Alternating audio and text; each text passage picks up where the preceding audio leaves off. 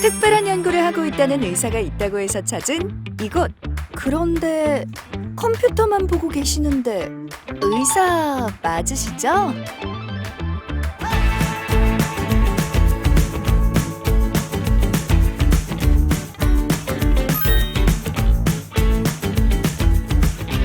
무수히 발생하는 의료 데이터, 이런 데이터들로 우리는 어떻게 미래를 혁신할 수 있을까요? 제가 오늘 미래의학에 대해서 말씀드리겠습니다.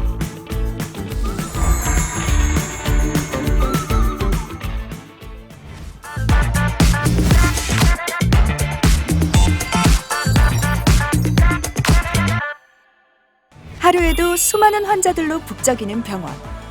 그리고 진료 접수부터 발생하는 의료 데이터들. 이 많은 의료 데이터 어떻게 쓰이는지 알려주실 분? 네, 안녕하세요. 저는 연세대학교 의과대학 의생면 시스템 정보학 교실의 유승찬입니다. 의료 빅데이터를 활용하는 의료 인공지능 연구들도 활발히 하고 있고 이것들을 어떻게 임상에 적용할 수 있을지에 대해서 고민하고 있습니다. 그런데 의사면 의사, 과학자면 과학자 아닌가요? 의사과학자란 어떤 직업인가요? 의사과학자라는 직업에 대해서 다소 생소하게 느끼실 수 있는데요. 저 같은 경우에는 연세대학교 의과대학을 졸업하고 내과 전문의에 취득한 이후에 그다음에 의료정보학이라는 학문의 박사과정을 거치면서 정보학을 전공하고 있는 이런 기초과학자라고 볼 수 있겠습니다. 의사과학자 중에는 환자를 진료하는 경우도 있지만 유승찬 선생님은 좀 더 연구에 집중하고 있습니다. 의사가 아닌 분들에서도 사실 의과학을 하시는 선생님들이 굉장히 많이 계십니다. 그런 분들을 의과학자라고 부를 수 있겠습니다. 의학과 관련된 연구를 하는 사람들을 의과학자 혹은 의사과학자라고 부르는데요. 의과학자 안에서도 의사 면허가 있는 사람들을 의사과학자라고 합니다. 의료 데이터 사이언스 분야를 간단하게 말씀을 드리면 첫째는 수학적인 또는 통계적인 지식이 필요하고요. 둘째로는 컴퓨터를 다룰 수 있는 능력, 스킬이 필요합니다. 그리고 세 번째로는 이런 도메인 지식, 보건의료에 대한 기본적인 지식과 경험이 필요한데요. 이런 것들은 꼭 어떤 의사라던가 보건의료인이 아니더라도 익힐 수 있는 부분이고 다른 수학적이나 프로그래밍 스킬로서 또 충분히 보완할 수 있는 부분이기 때문에 보건의료를 전공하지 않으신 분들 중에서도 많이 이 분야에 종사를 하고 계십니다. 의과대학에서 의사과학자가 되는 학생은 약 10% 정도로 환자를 만나는 임상보다 기초연구를 하고 싶은 본인의 의지에 따라서 진로를 결정하고 있는데요. 의과대학부터 전문의까지 10년이 넘는 시간 동안 의사가 되기 위해 공부했을 텐데 왜 의사과학자의 길을 걷게 되셨어요? 그때 다시 이제 빅데이터라는 것이 처음 이제 대두되기 시작했던 시점이었는데 사실 제가 컴맹이었거든요. 그래서 컴맹이었어서 이제 당시 교수님께서 이제 이런 큰 데이터를 주시면서 이걸 분석해 와라라고 했는데 도저히 못하겠더라고요. 엑셀로 막 이 프로그램 데이터 하나를 열어보는데 너무 많은 시간이 걸리고 이런 순간에서 내가 좀 컴퓨터를 배워보면 어떨까, 정보학 같은 데이터 사이언스 같은 것들을 배워보면 어떨까라는 생각에 오늘 대체 복무로 이제 이런 박사 과정을 진행하면서 의료정보학을 전공하게 되었습니다. 혈압이 높은 환자들은 고혈압이라고 병을 만들 수 있겠구나, 아니면 혈당이 높은 사람들은 당뇨병이라고 우리가 이름 지어서 관리할 수 있겠구나, 그리고 이렇게 치료를 했더니 좋아지는구나 또는 나빠지는구나, 이러한 문제가 있는 사람들의 경과가 어떻구나 라는 것들을 수많은 사실 경험을 통해서 축적한 학문이 바로 의학이라는 학문입니다. 이런 곳에서 사실은 굉장히 많은 수학 공식들이 나오게 되고요. 왜냐면은 많은 이제 그 알고리즘들이 수학을 기본으로 하고 있기 때문입니다. 네? 여기 수학의 원리가 있다고요? 여기서 잠깐!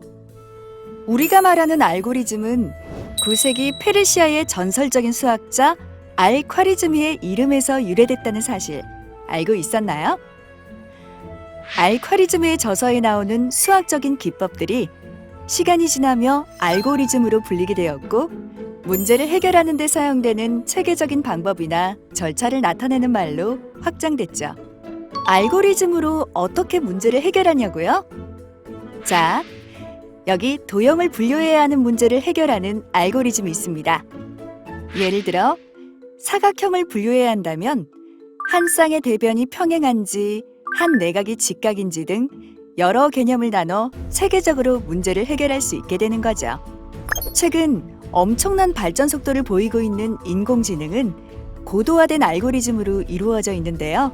엄청난 양의 문제 혹은 데이터를 입력해도 스스로 학습 과정을 거치면서 문제를 해결하게 됩니다. 그렇다면 의료 인공지능은 어떻게 의료 데이터를 학습하고 치료법까지 제시할 수 있는 걸까요? 인공지능이 데이터를 학습하는 방법 중 가장 많이 사용되는 방법은 지도학습과 비지도학습이 있습니다. 먼저 지도학습을 예로 들어볼까요?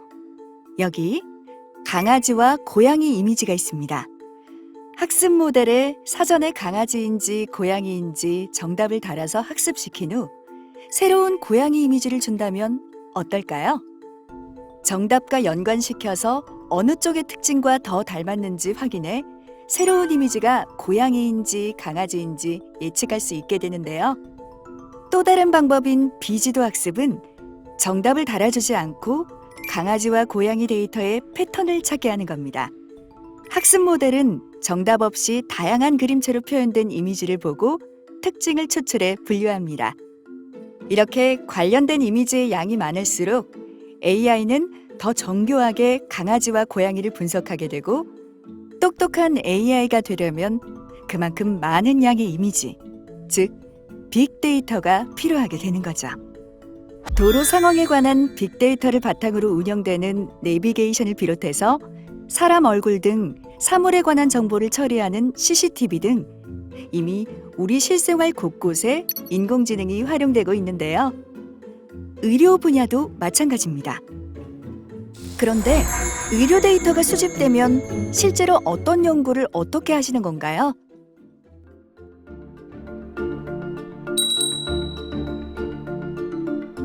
이 연구에서는 엑스레이 이미지를 이용해서 이 환자가 근감수증이 있는지 여부를 확인하는 의료 인공지능을 만들었습니다. 우리가 쉽게 찍고 많이 찍는 엑스레이를 통해 가지고 쉽게 우리 이 환자 근감수증이 있는지 있다라고 하면은 우리가 어떻게 더 이 환자에게 근감수증을 극복할 수 있는 이런 인터벤션을 할 수 있도록 하는 것이 목표였습니다. 의료 데이터가 이제 이러한 임상적인 다양한 근거들을 찾을 수 있게 하는데 지금 현재 가장 중요한 인프라라고 볼 수 있겠습니다.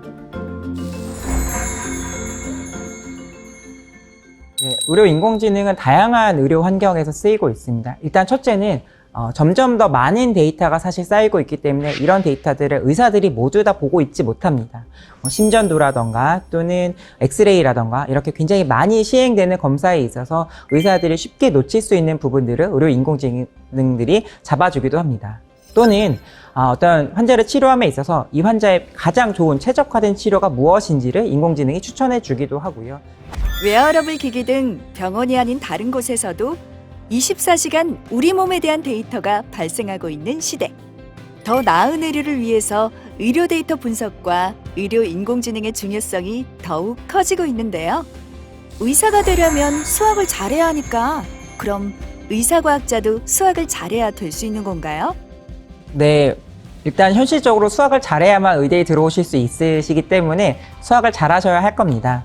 제 경험에서는 이제 저는 고1 때까지는 제가 당연히 문과를 갈 거라고 생각을 했고요, 소위. 그리고 수학을 좋아하지도 않았고 잘하지도 못하는 학생이었습니다. 나에게 수학이란 한때는 굉장히 못했었는데 또 어느 순간부터 굉장히 좋아하게 된 친구고요. 그리고 현재 아직도 굉장히 매일매일의 일상에서 매일매일의 연구에서 활용하고 있는 친구입니다. 우리가 숫자를 잘 다루는 능력을 갖추기 위해서 수학을 공부하는 것이 아니라 얼마나 논리적으로 생각할 수 있느냐를 그런 능력을 기르기 위해서 수학을 공부한다고 생각합니다. 지금 당장 재미없고 힘들더라도 조금 더 매진을 하시다 보면 어느 순간 수학의 기쁨을 알고 좋아하시게 되는 날이 올 수 있으리라 생각합니다. 꼭 포기하지 마시기 바랍니다.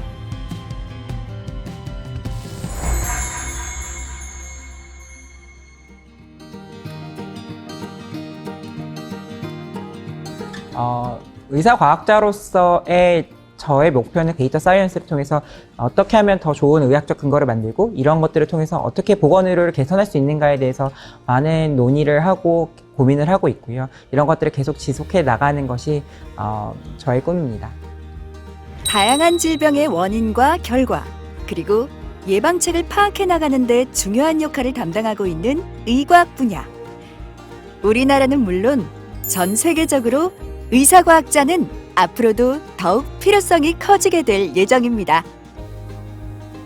의대를 졸업한 후배들에게 의사과학자라는 길을 꼭 한번 고민해 보라고 권하고 싶은데요. 의사과학자를 하면서 임상을 함께 이제 겸할 수도 있고요. 그리고 굉장히 많은 다양한 새로운 것들을 도전해 볼 수 있는 기회도 될 수 있습니다.